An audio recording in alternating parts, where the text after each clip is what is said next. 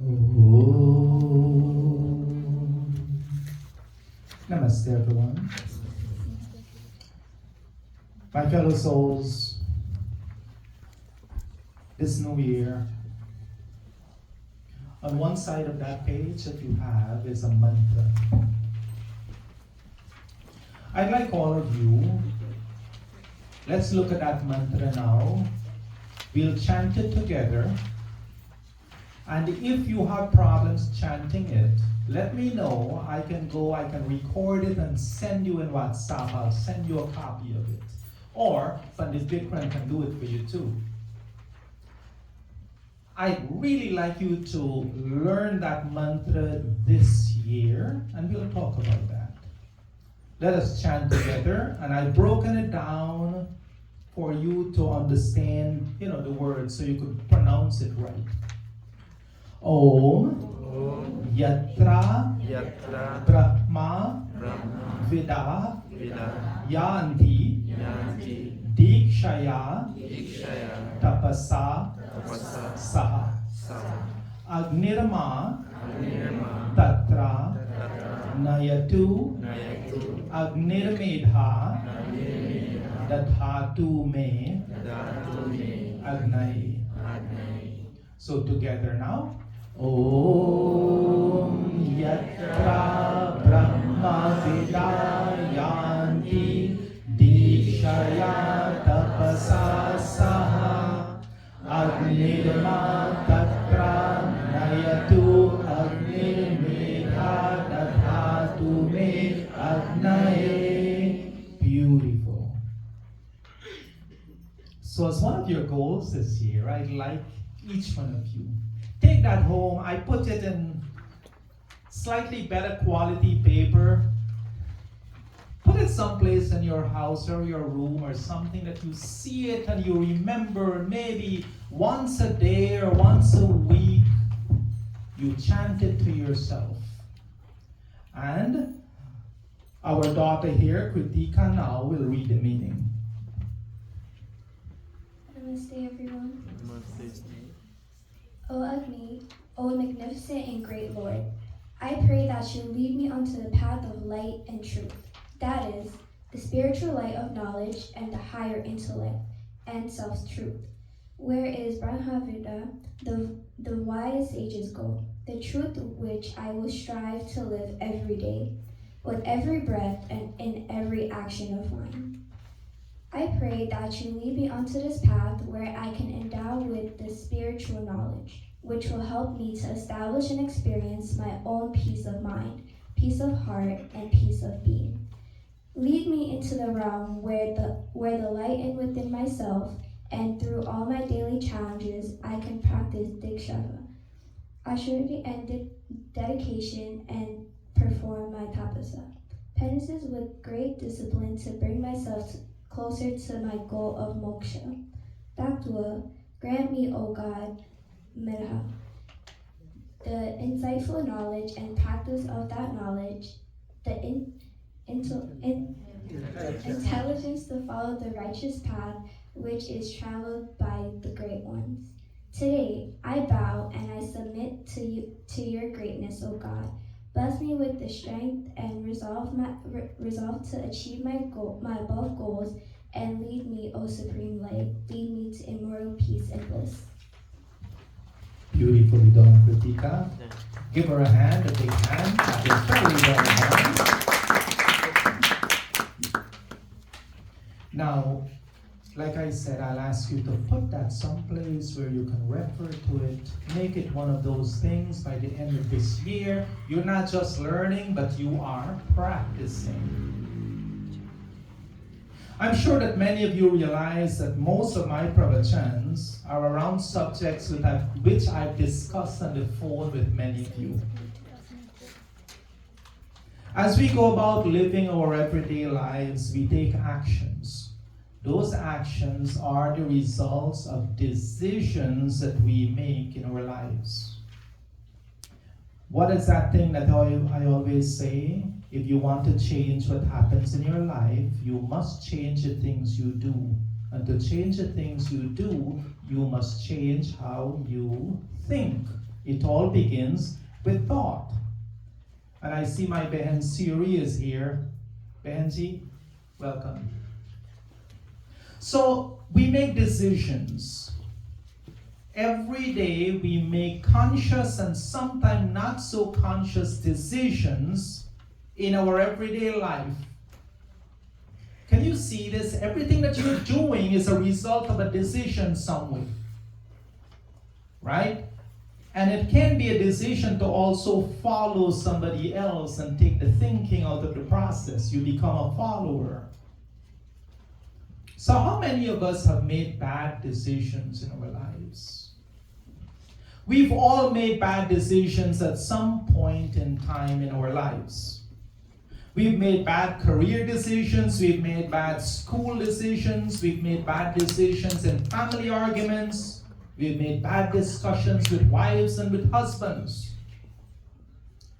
We've made bad decisions regarding our own children. We've made bad financial decisions.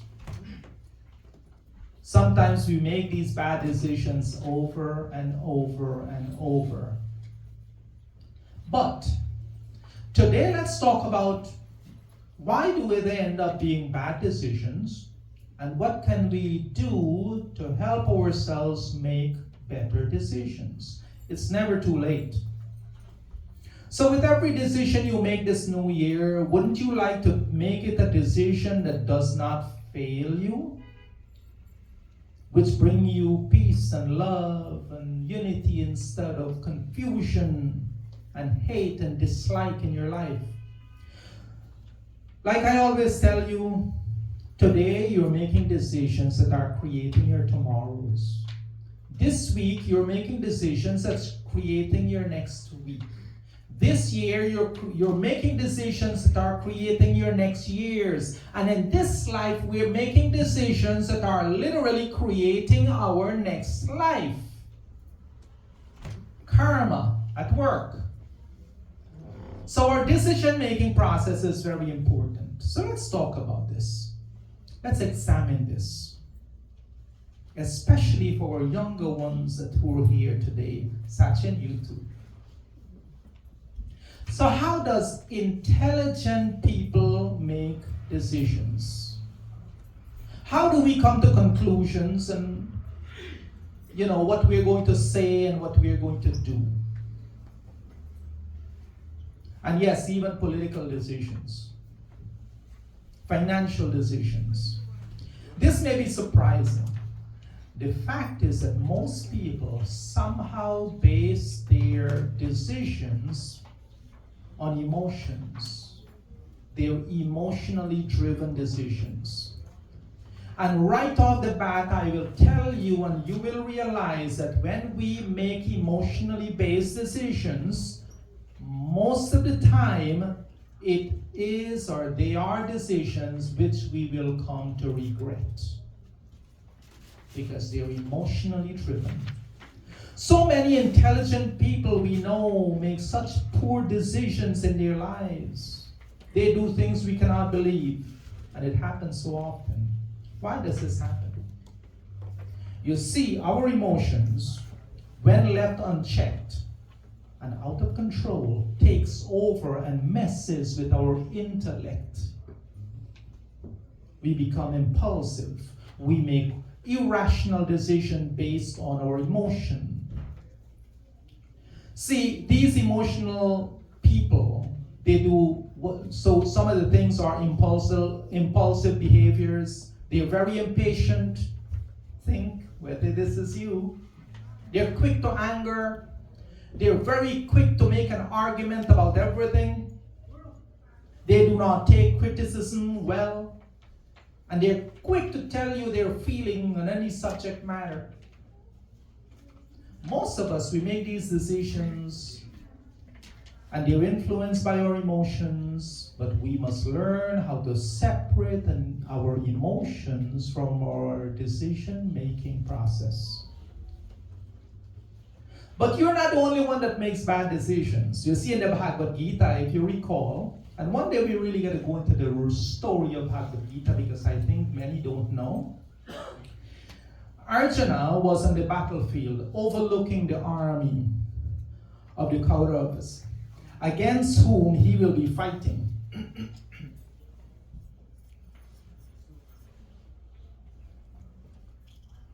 And when he overlooking that army, what did he see? He saw a lot of friends and family. He saw teachers of his and friends on the other side who he may end up hurting and killing. He knew that many of these people he cared for so much may die at his hands. He was torn by his emotions. He felt so helpless. There was a conflict between his emotions and his intellect. His intellect says, yes, this karmic war, yes, this must be done. His emotions cried. So you could say there was a conflict between his head and his heart, right? That's what we call it, right? This war he was about to engage in to protect her dharma. He did not want to fight against those who he respected and loved. But his intellect knew better. His intellect knew that he should fight regardless of his feelings. This conflict was so intense in him, he was almost in a state of panic. Imagine that. The great Arjuna in a state of panic. Then he said to Sri Krishna, he said, Drishva imam swajanam Krishna Yuyutsum samupashtitam sidanti mama gatrani mukham cha parishusyati. He says, oh Arjuna, I know now that I am seeing my own kinsmen, my own relatives over there lined up in battle. My body is trembling, my limbs are sidanti, trembling, my body is giving way, my mouth is drying up. That kind of panic. And he continued, he said, Vaba vepatuhu cha sharira me roma harsha chachayate gandhivam shram sate hastat tvakcha eva paridhayate. He says, my whole body is trembling, my hair is standing on end, my bow, the gandhiv, I can't hold on to it, it's slipping away from my hands. My skin is burning all over. Signs of panic attack, right? I feel crazy. I can't hold myself steady. Oh, Krishna, I only see bad things. If I do this, how can good come from killing those I love? Now, if someone tells you they're trembling and confused and they're sweating and their skin is burning and they're so dizzy and they cannot stand up, you would say they're emotional wreck, aren't you? You will say that they are in bad shape. You will think they're having a panic attack. So here's the great Arjuna in this state of mind, having an emotional meltdown, because he could not separate his emotions from his intellect. And he continued, he says, Nacha shaknomi avastatum brahmatavi cha me manaha nimittani cha pashyami vaparitani keshava. I'm unable to stand here any longer. I foresee only evil. I know that I want to fight for good, but I feel if I fight, it will not be for good. He continued, Nacha shreyo anupashyami hatva swachanam ahave nakangshe vijayam Krishna nacha rajyam sukhani cha. These are real powerful shlokas of this conflict between emotions and intellect. How can I go about? How can I keep going, Krishna? How? It terrifies me. You see, we are influenced by We're in this society that is pulled apart by hate and dislike. It seems that nowadays we live in a times when we can't disagree and still get along. If I disagree with you, I must hate you. No, this is not how the Arya mind should think. We're influenced by the newscast, we watch TV and we take it for the truth, and we go and we make enemies of our own brothers and sisters. I'll ask you, is that the Aryan way of thinking? No. So, my fellow soul, that is not the way to be.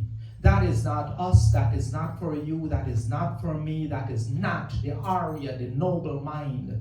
So today, let us look at let's apply some rational thinking. Let us look what it takes to arrive to good conclusions and decisions. And then going forward, we change how we go about, and this is key. Please, I'm asking you, we sit here today, we discuss this. When you leave, you go about in your life and you think the decisions you make, remove your emotions from them, and I'll tell you why. Now, we make life-changing decisions every day. Every one of the decisions you're making in your life is a life-changing decision. Every decision that you act upon is creating your tomorrows, your next week, your next year, your next life. So how do we make decisions? How should we make our decisions?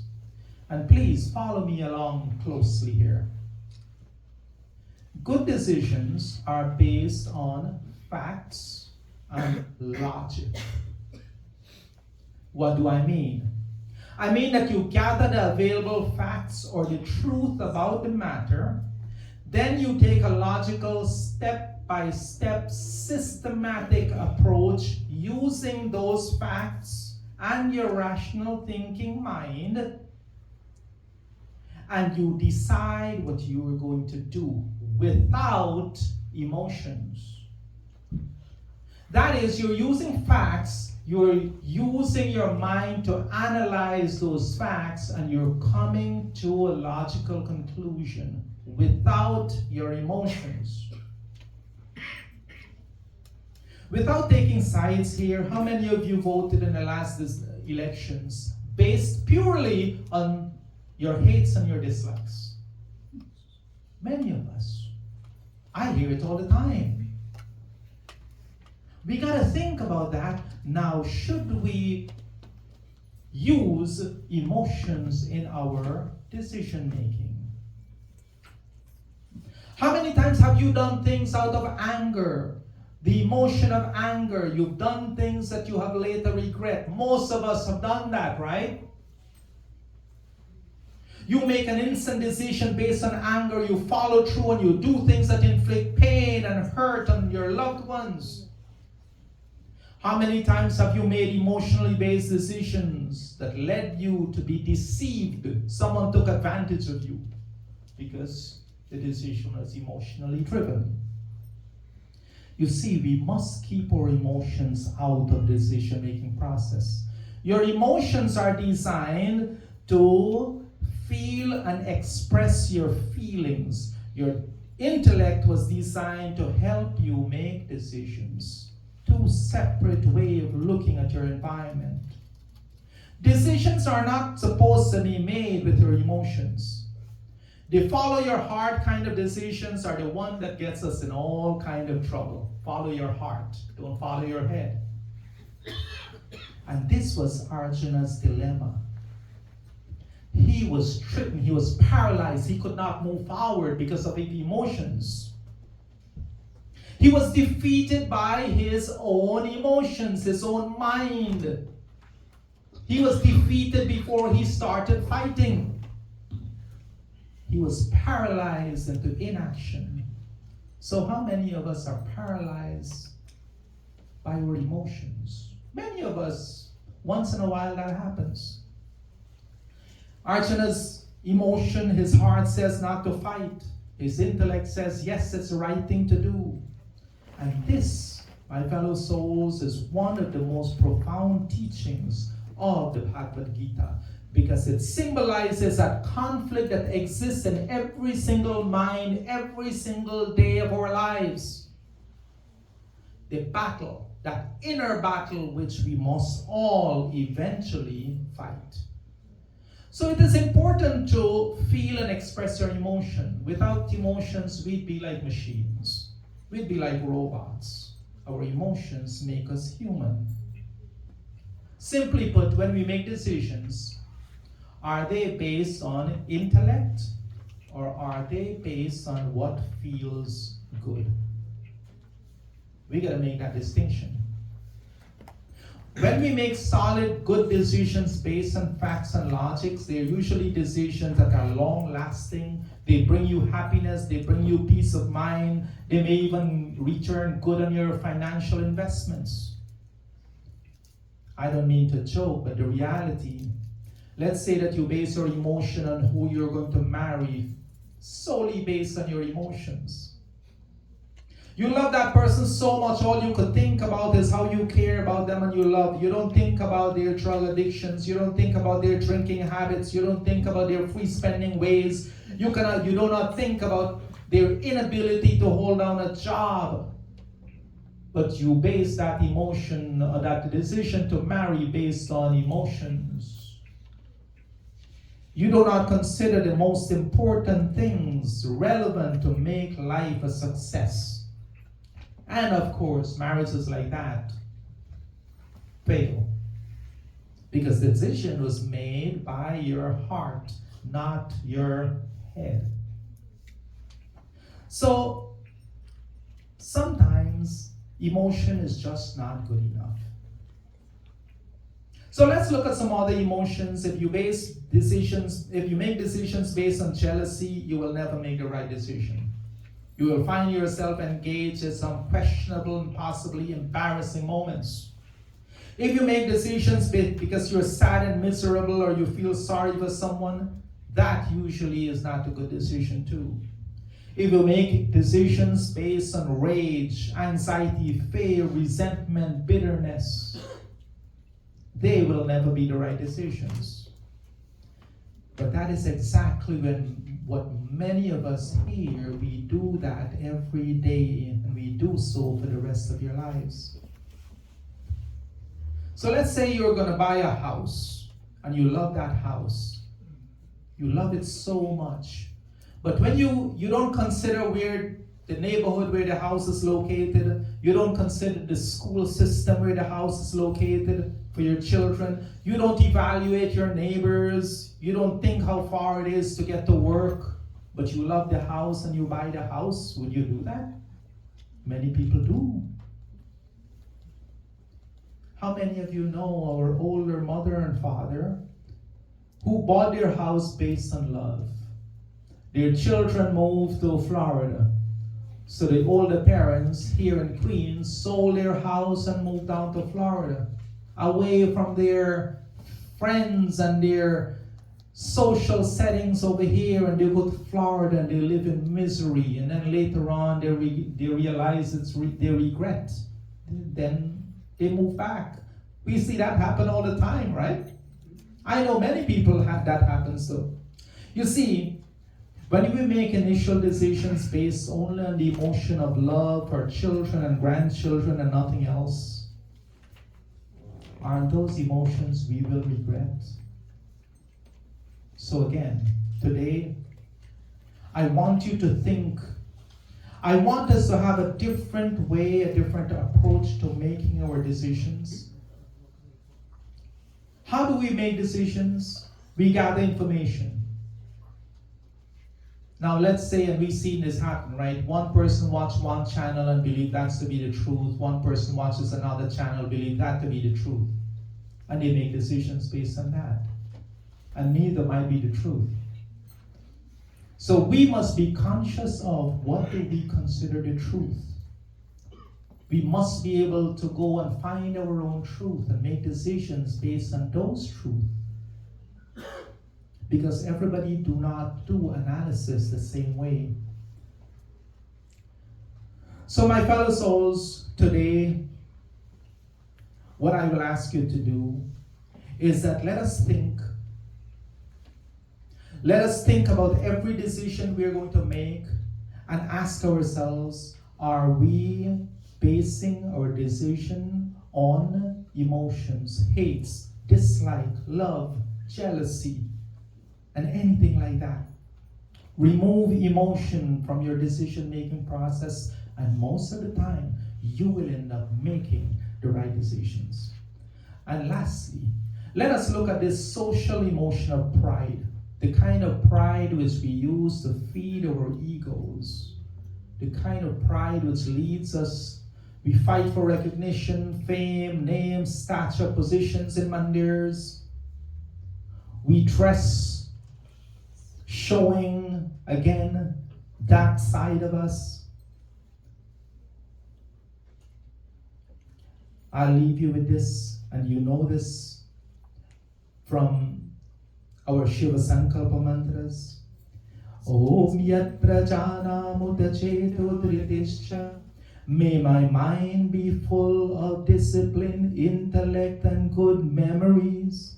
Yajotirantaramritam prajasu. And the inner light of knowledge be the master of my mind. Yasmanarite kinachana karma kriyate. Mind without which no actions can be performed in our lives. Tanme mana Shiva Sankalpamastu. May that my mind be filled with noble and Shiva-like thoughts. So, my fellow souls, I leave you with this message. As we go through this next year in our lives, if we can fix this decision-making process to remove emotions, I guarantee that your decisions will be decisions that you will not later regret. Can you see the truth in that? Can you see that to be true? Yes? Good. So can we make also with this mantra that I gave you, let that be a part of your commitment to make good decisions based on facts and logic. Today as I close, I pray that as Archana was enlightened by the teachings of Krishna on how not to be controlled by his emotions, may the same teachings of your inner Shri Krishna free you from the bondages of your emotions, and may that make your life-changing decisions one without emotions. May your mind be in your control.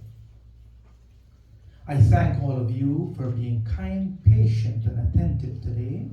Om Purnamada Purnamidam Purnad Purnamudachyate Purnasya Purnamadaya Purnamevavashishyate. Om Shanti Shanti Shanti Om. With love and humility in my heart, Namaste.